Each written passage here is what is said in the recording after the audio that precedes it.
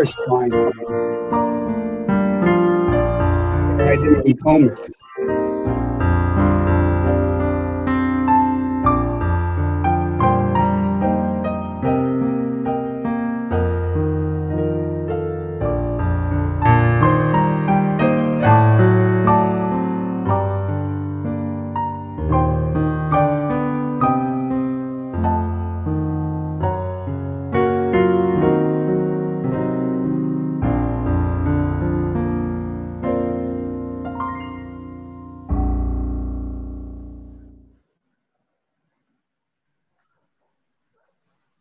Welcome, everyone. I'm Dan Lambert, and I serve this congregation as minister.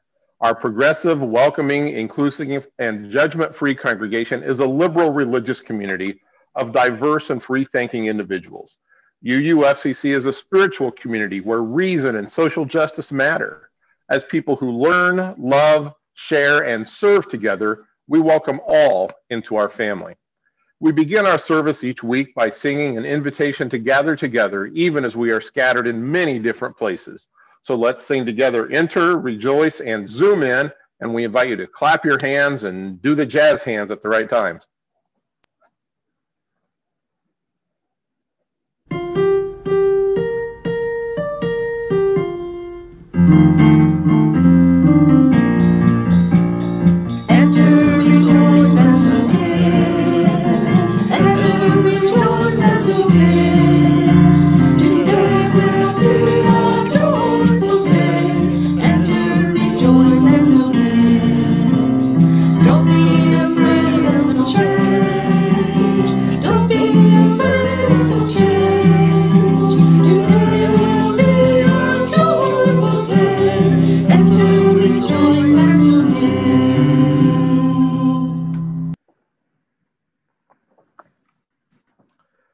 Our worship associate for today is Samara Michelson, and Samara has our liturgy for chalice lighting.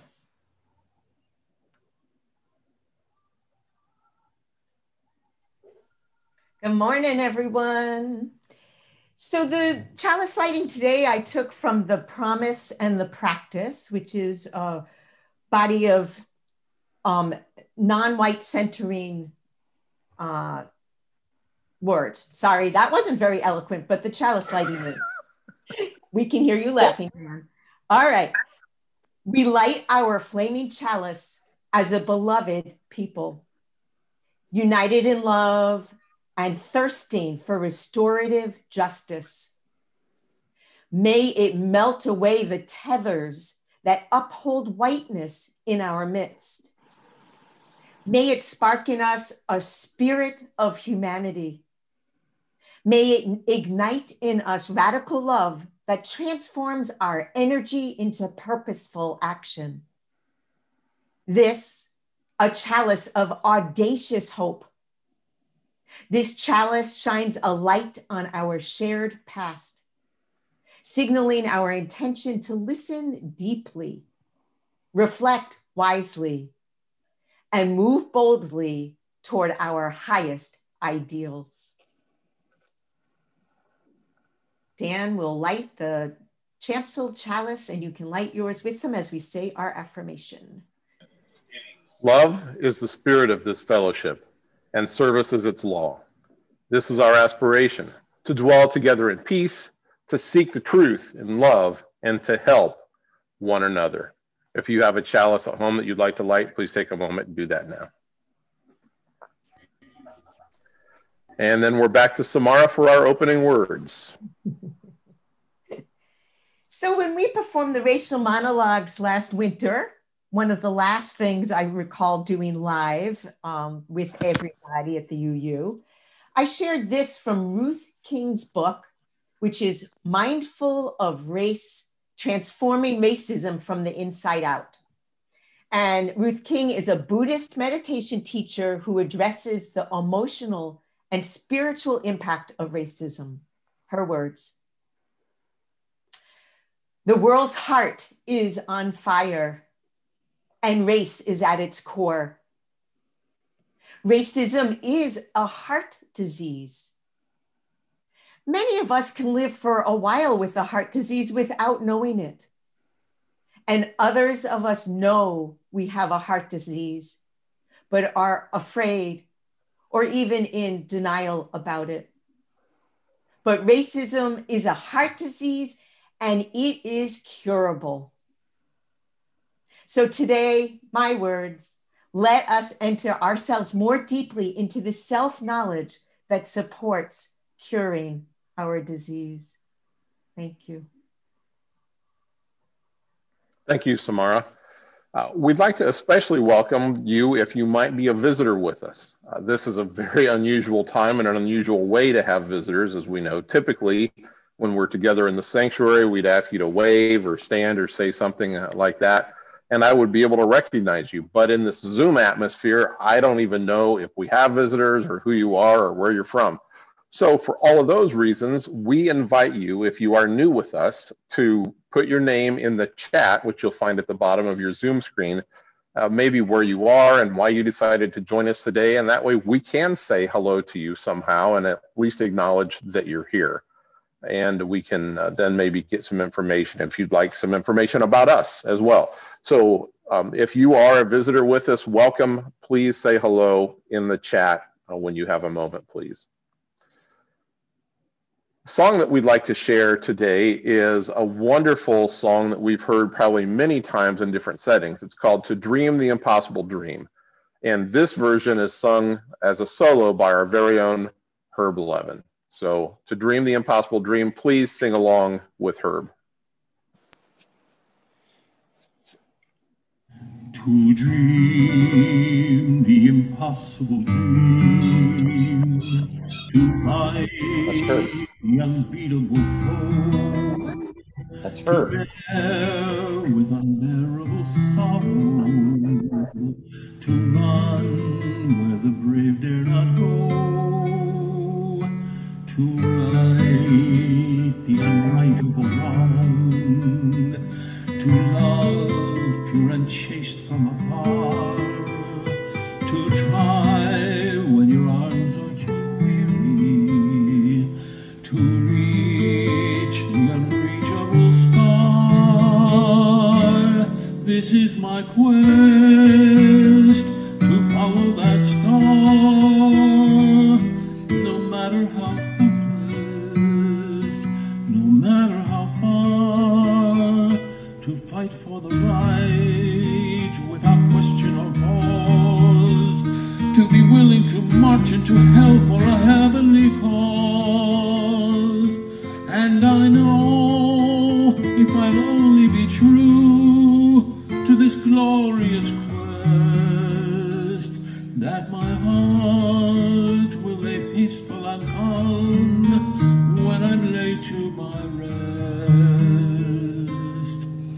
And the world will be better for this, that one man, scorned and covered with scars, still strove with his last ounce of courage to fight the unbeatable foe, to reach the unreachable star.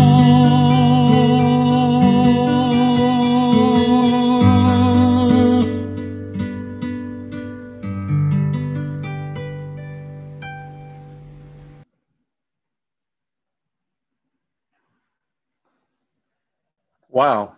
Thank you so much, Herb, for sharing your talent with us and that important message during these times. As we move into our member spotlight, I would just like to remind you that we are sort of at the point where we're moving through our membership from starting with their date of membership, going back with our longest standing members. Today, I am super, super thrilled that Marilyn Reeve is here to share with us a little bit about her life and her journey. So Marilyn, will spotlight you now, and if you can unmute yourself, just chat a little bit. Tell us about your life and why you are at UUFCC.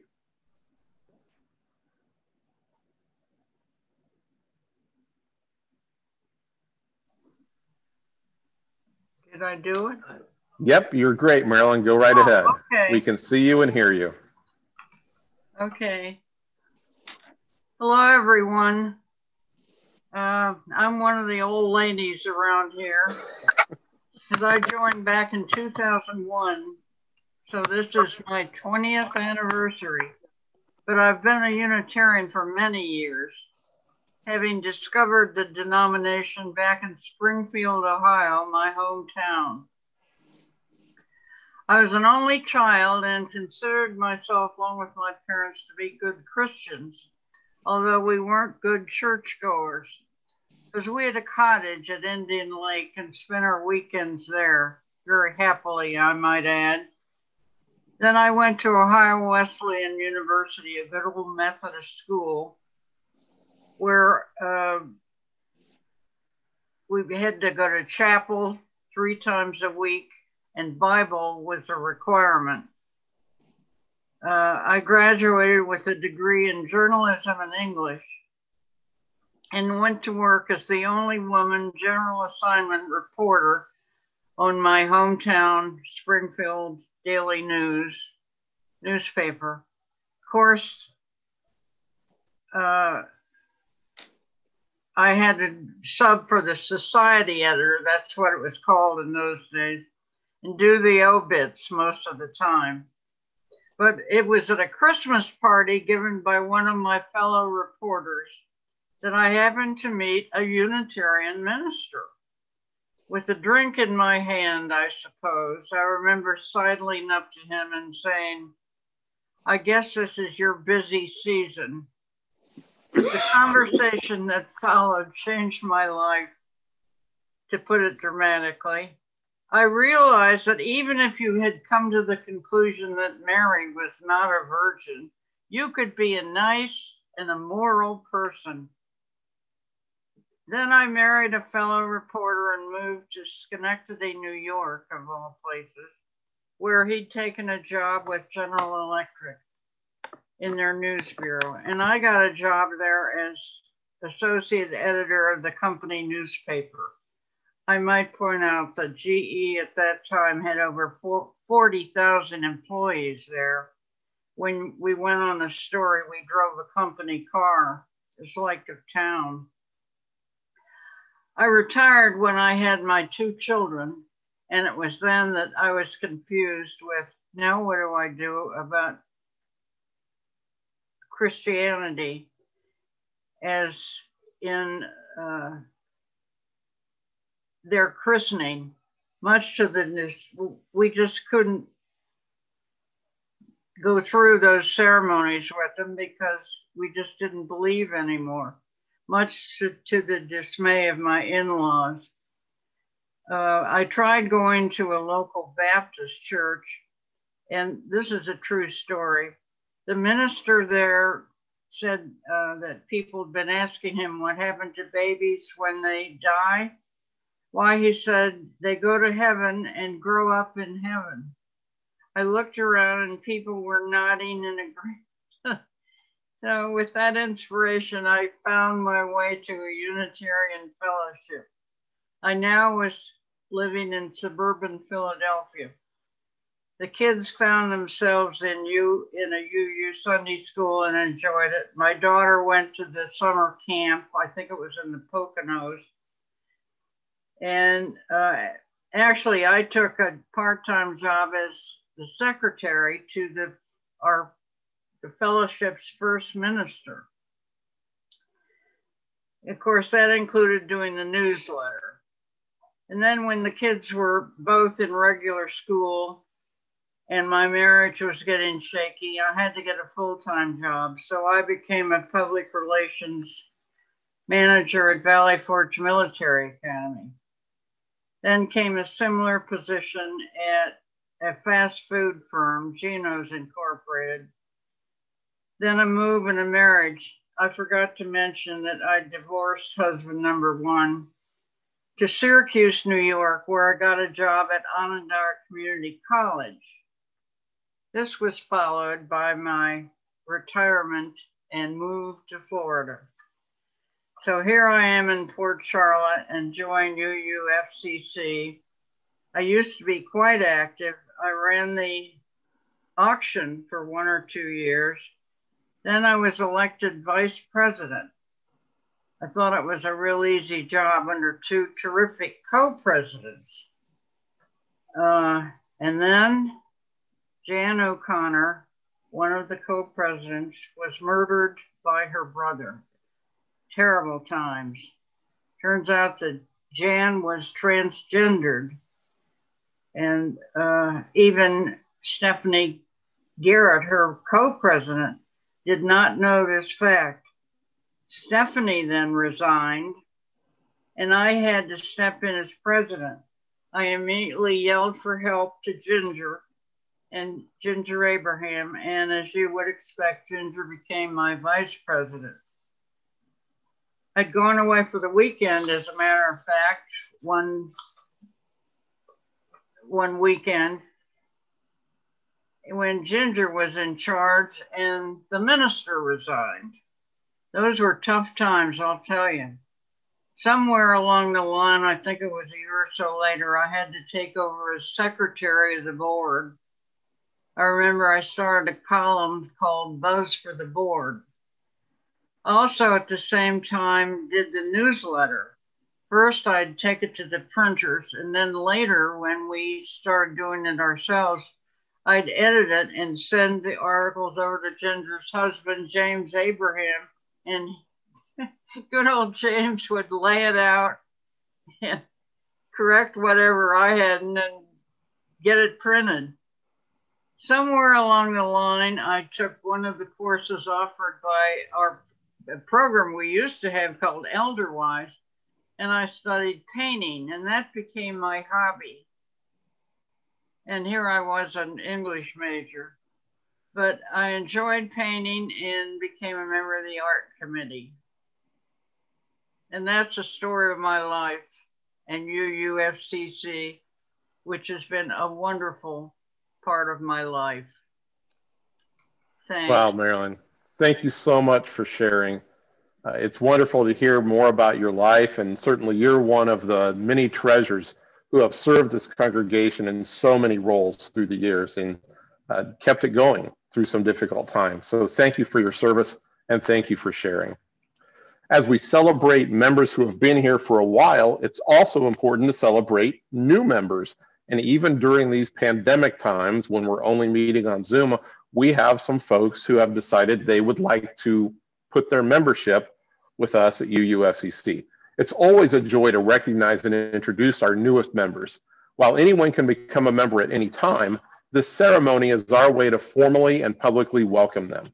We never really know what combination of happenstance, friendship, and good luck brings certain people together in this world for any purpose, but we believe that membership in this fellowship calls each of us to celebrate the fact that we are together and to regard each one as a spiritual friend and a potential teacher, even of occasional hard lessons.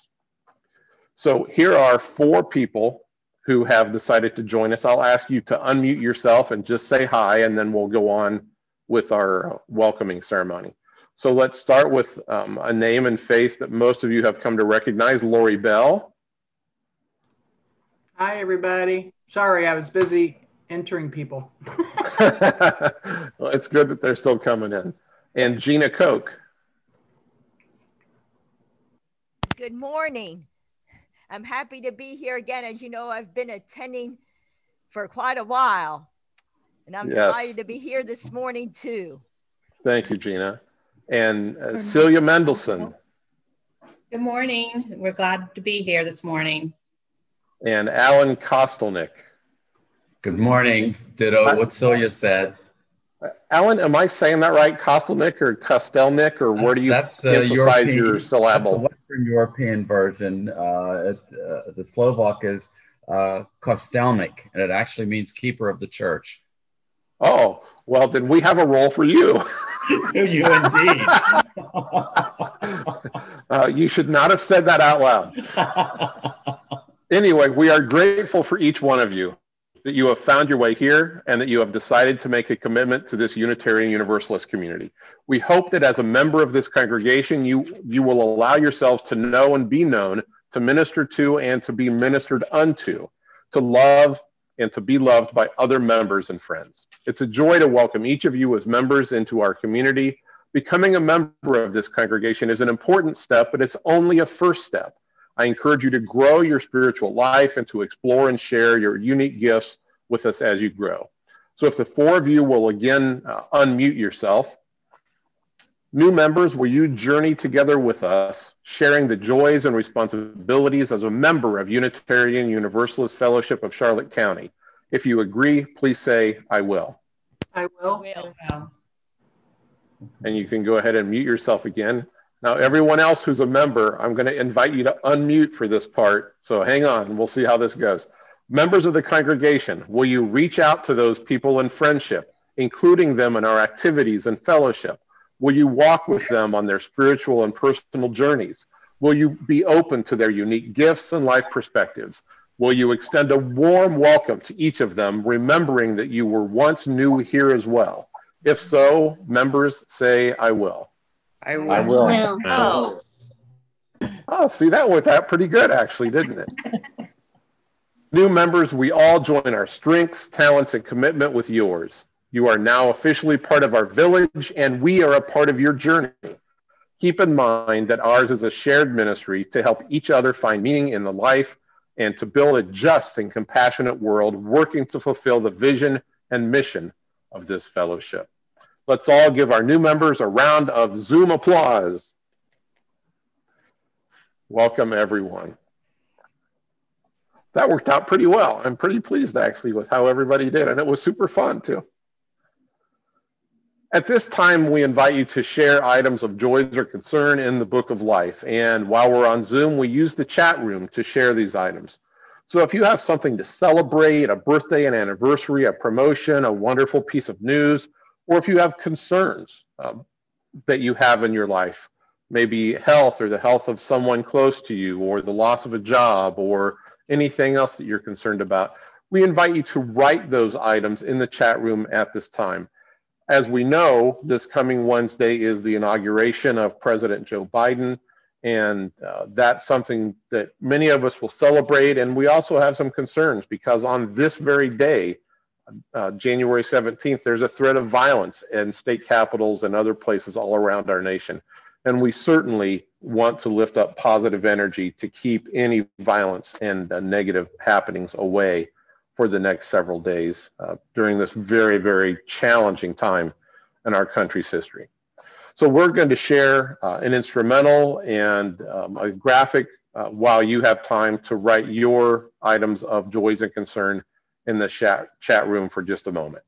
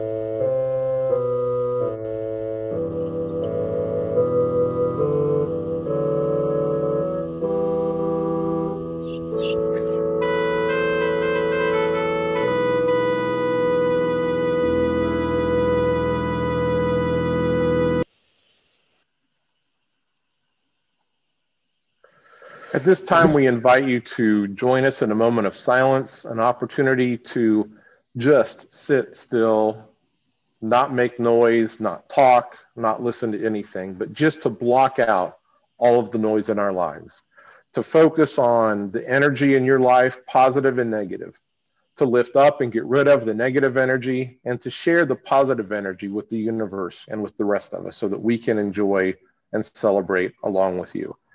After 1 minute, you'll hear the bell ding, and then we will sing together Spirit of Life. So please join us in this moment of silence.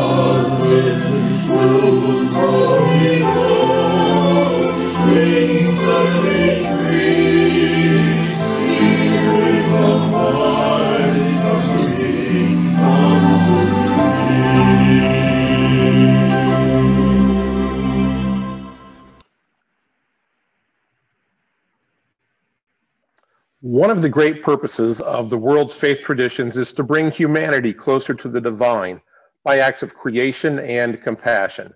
One purpose of this congregation is to encourage all who gather here to grow more and more generous in both spirit and action. Even during this pandemic, when we can only gather virtually online, we take an offering that allows us to exercise that all-important generosity of spirit, an offering that supports this congregation and our many ministries.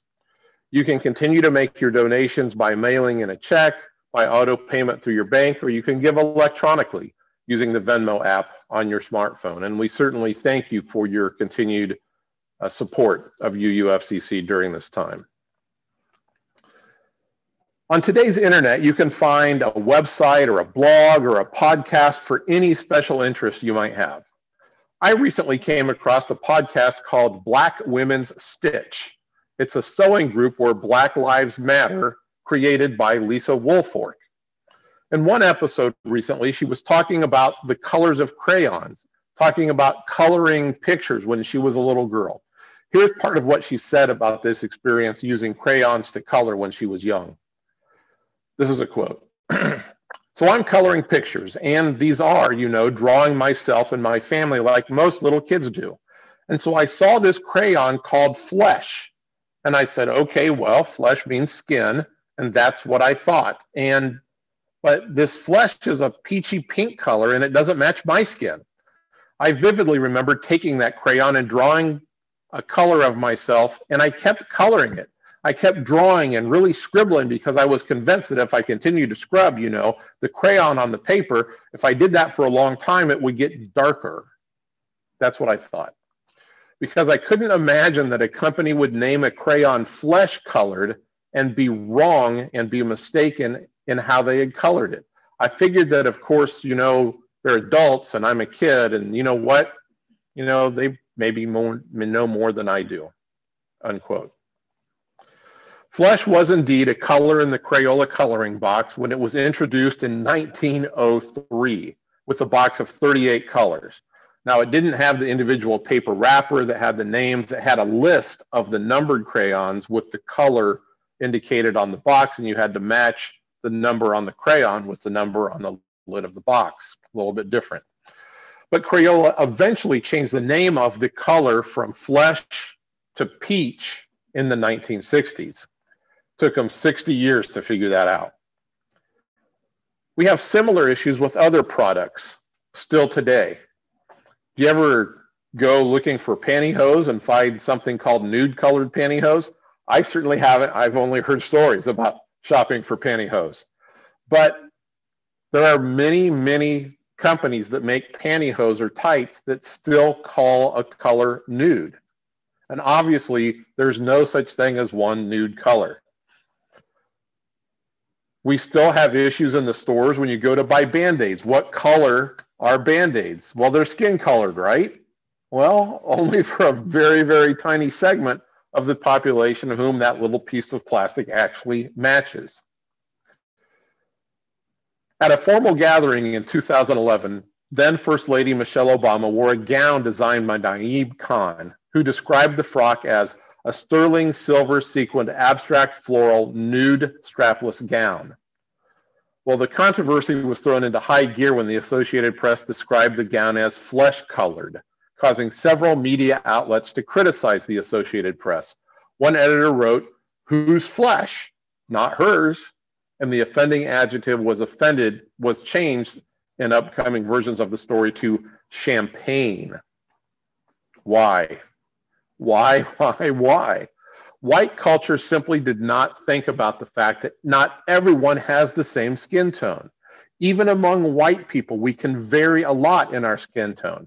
If you look at just the people on our Zoom right now, some of us have more reddish tones, some of us are more yellowish, some of us are more brown, some are white like we've been in snow all of our lives.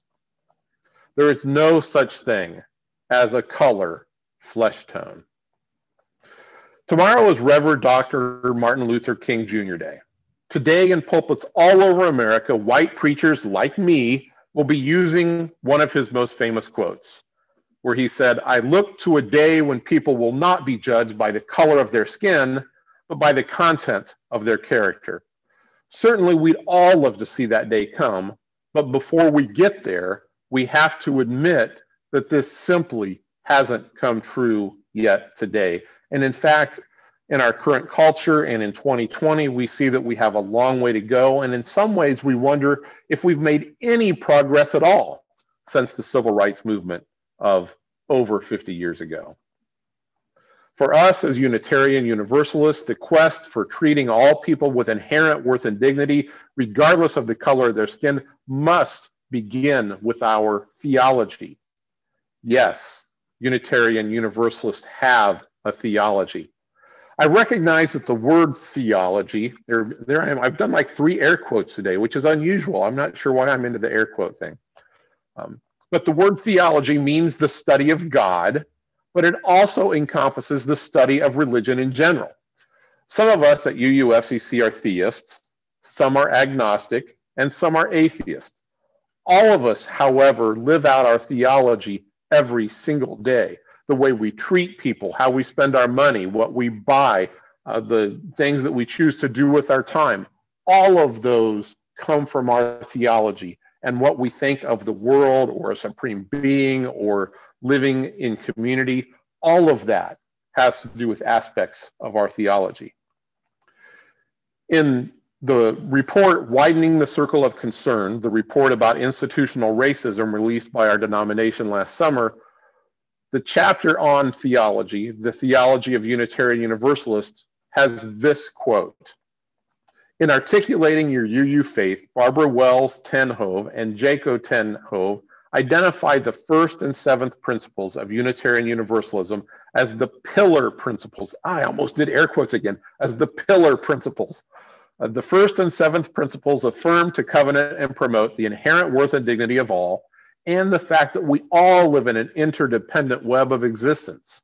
Many of the people of color and other marginalized people with whom we were in dialogue mentioned these two principles as the ground for their belief of the work of equity, diversity, and inclusion, and that it's theologically religious work for us as Unitarian Universalists.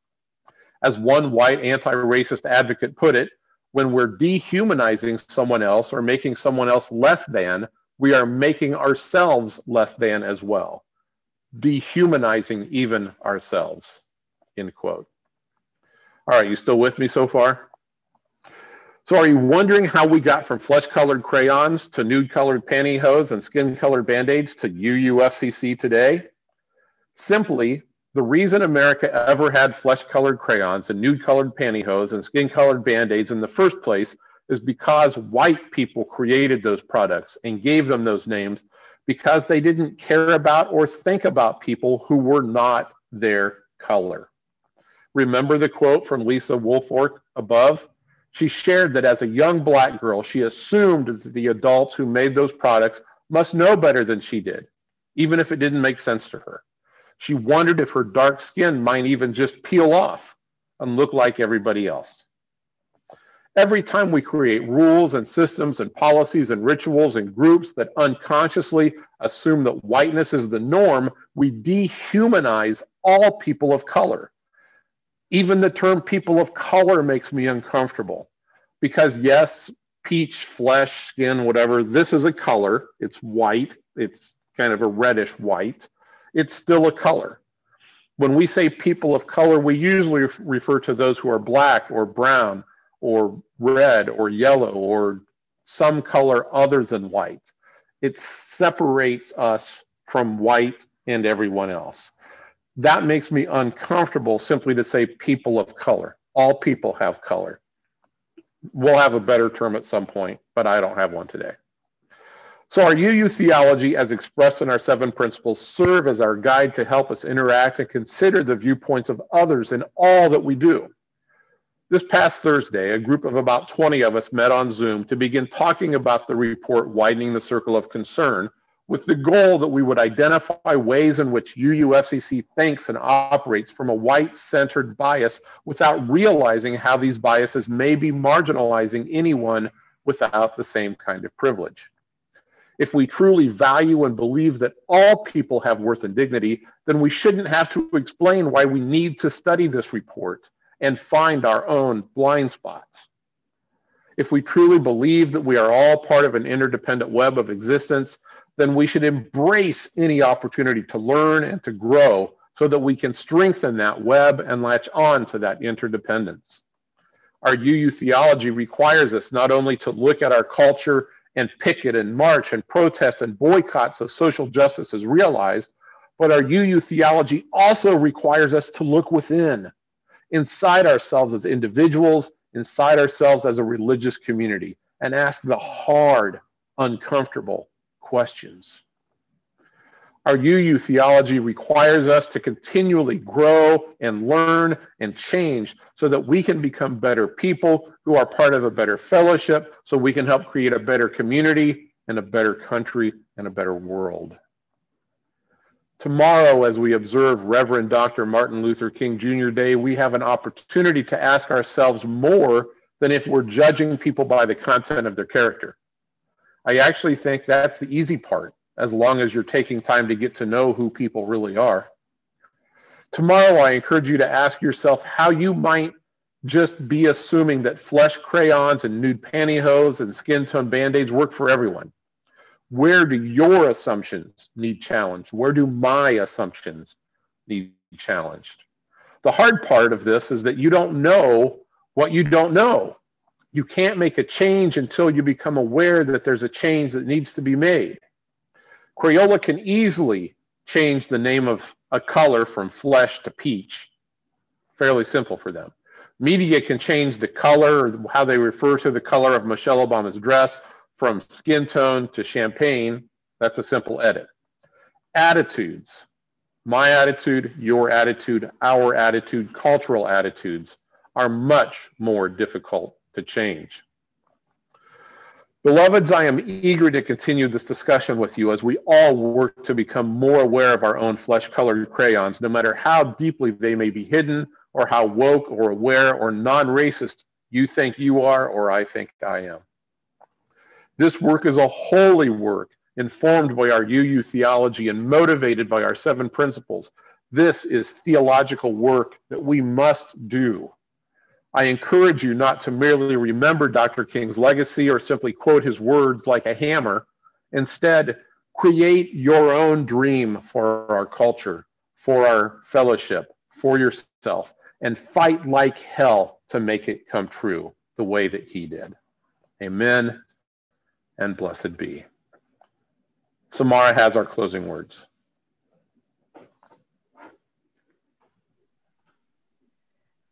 Well, this is a first. Rev Dan just now used a bunch of words I was going to say, so I'm pulling out something completely different. I'm delighted. You don't have to do that. No, I'm going to. Repetition is a good teacher. I'm going back to Ruth King, and I want to end what we've just shared together in the potency of what Rev Dan shared by saying, this is a call to those who care deeply about racial harmony. People who want to go the distance by making a difference from the inside out. This is a call. To begin, we must first take a deep breath and consent to the journey. We must be willing to be diligent in service to our belonging and to this planet that nurtures us. We must be willing to exchange comfort for racial consciousness and to be more curious than critical or dispirited. May it be so. May it be so. Thank you so much, Samara. A couple things I'd like to share for Life of the Community today. Just a reminder that our online auction is ongoing. There's some wonderful new items that are being shared daily.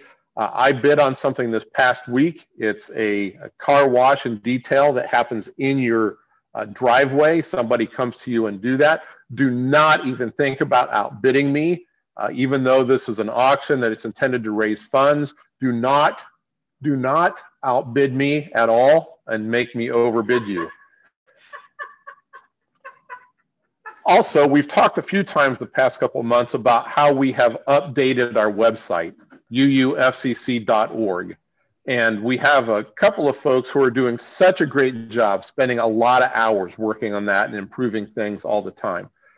So we're going to invite Laura Learman, one of the people who have been part of that website updating team, to share for a few minutes about the website and just to maybe point you around to what's there and say whatever she's going to say. Laura, let's highlight you, and you can unmute and share for a few minutes. Hello. Laura Anderson and I have really enjoyed the challenge of creating the website. However, we don't want it to be a challenge for you when you try to use it. So we thought maybe a quick tour would help. So I'm going to share my screen. Okay, let's see if we can get this. Hopefully you can see our website. You'll notice that it's uufcc.org. The .net website goes to the auction, excuse me. This one is our website. And starting from the top, there's 3 purposes for the website. This is kind of self-evident, but nonetheless, one is to educate people who are curious about Unitarian Universalism in general. And the second is to connect with our particular fellowship and what we have to offer. And then the third is to inform those who already are part of this fellowship about the events that are going on and programs and committees and such and such. So given that, at the very top, you notice we have the directions, the search. So if you wanted to put in like, I better click there, immigration, let's say. You can click here, hit search, and hopefully there we are. There's all the things that within our website. Notice I'm going to go back here to home. And there we are again. We have the contact, give. If you want to know ways that you can financially help out, these are some suggestions and how to write checks out. If you wanted to know about the minister's discretionary fund or the endowment fund and what is involved in that, there you are. Again, we have the navigation bar here. So that tells me that I can go here to get back to the home. First time visitor, this is information for them. This is about the service upcoming, which happens to be right now. Oh, whoops, that's next week. It's after 10:30, it switches to the next week. Along the navigation bar here, most of the information is there. The About Us part is from the main Unitarian Universalist Association. And we have all of this along here, which is somewhat mirrored up above. The governance, how to become a member, the LGBTQ welcoming committee, congregation. I'm nervous, I apologize, but you can handle it. Our principles, this is our particular mission and vision. Testimonials, those are interesting. We'd love to have more people participate in these. You can see who has already done that for us. Our leaders, Board of Trustees, for example, in case you're wondering who they are. Okay, I'll try not to scroll so fast and get everybody sick while we're at it. The minister and staff information, collaborative leadership, how we depend on our volunteers. This is for people who want to rent our building, as well as what happens in our buildings. In other words, that we have weddings and we have all sorts of different moments, and you can read about it here. The member directory is not quite ready yet for everyone, but Mary Jane says that it will soon be, in which case you will go here and it will lead you to the login directly, and you can get any information you need about the members of our fellowship. How to plug in is where you probably want to pay attention right now. Caring for our world and ourselves. Okay, there we go. This is where we have listed the different committees, the different groups, art committee, book group, climate action team, you get the idea. And it goes on and it goes on and it goes on and it goes on, because we are a busy group of people who have lots of passions. So if you're wondering why you can't have a direct link for your particular group on the very front page, this is probably why. We couldn't do everybody. I'm going to go back up, go back to the home. And there we go. Again, this is learning about the greater fellowship itself. We have 3 columns down below.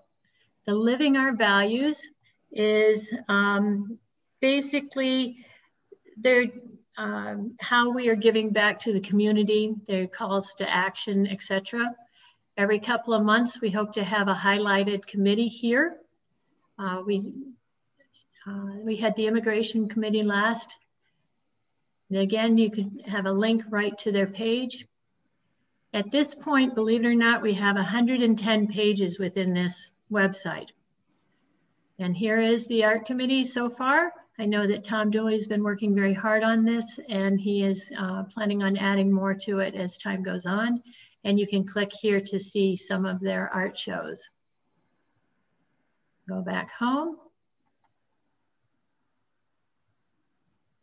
If for some reason this navigation bar is not here, you were probably sent to, for example, the UUA, in which case you just use your back button up, arrow up in the above.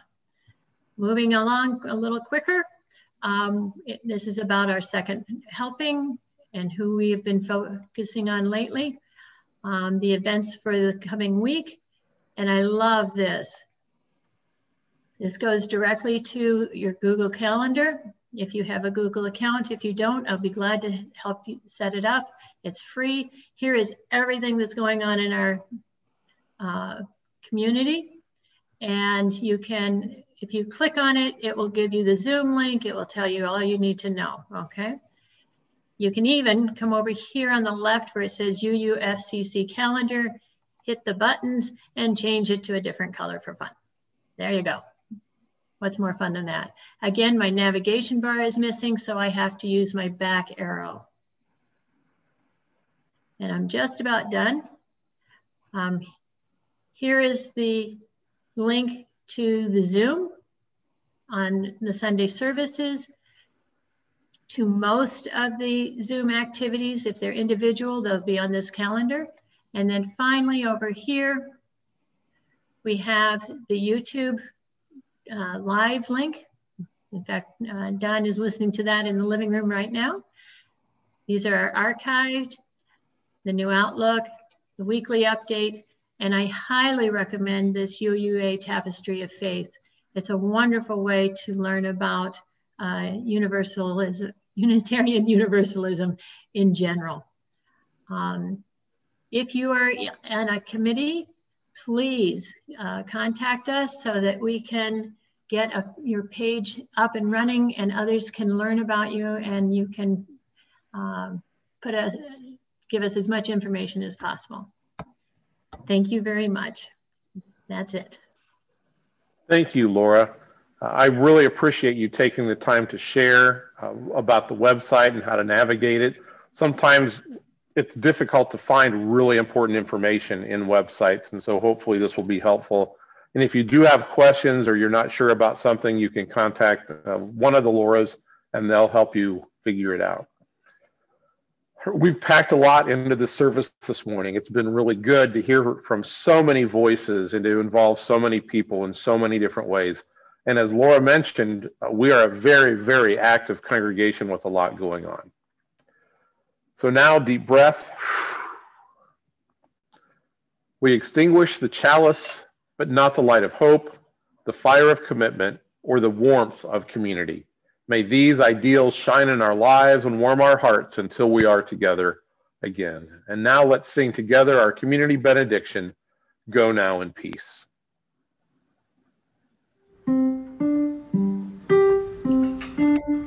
Go now in peace, go now in peace. May the Spirit of us surround you everywhere, everywhere you may go.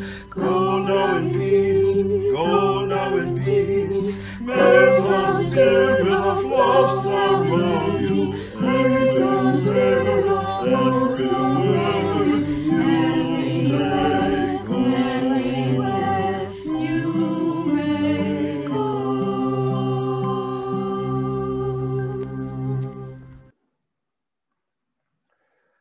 Now, as we depart the service, let me remind you to be a blessing to everyone you meet. Keep in mind that this week people's emotions could be especially on edge. So share especially kind words. Give everyone that you meet an extra break. Give them some grace. Extend grace and be good to the people who live with you right now because they're living with you right now. But also be a blessing to yourself, because when you do that, then you have the energy and